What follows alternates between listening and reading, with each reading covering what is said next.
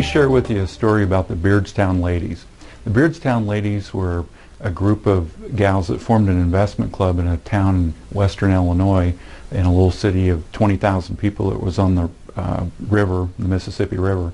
And they gained a lot of notoriety back in the late 80s and the early 90s because they were having fabulous investment results with their stock picks that they did in their investment club. Wall Street became enamored with this group because they were detached from Wall Street, and it was thought to be the thinking of the average person out in the Midwest that wasn't affected by Wall Street and the banks and all of the influence that came with that. These gals had a phenomenal track record until Arthur Andersen did an audit and found out that they didn't actually have the performance that they thought they had. They'd made a mistake, and it was an honest mistake, but it was a big difference in the performance.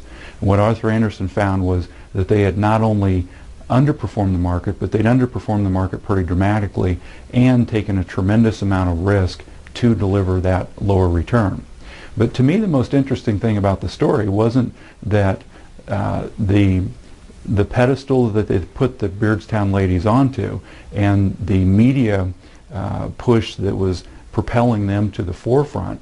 What was most interesting to me was what happened 6 months after the Arthur Andersen audit and a confession by the Beardstown Ladies that they had made an honest mistake and they didn't mean to mislead anybody, which I genuinely believe that they didn't.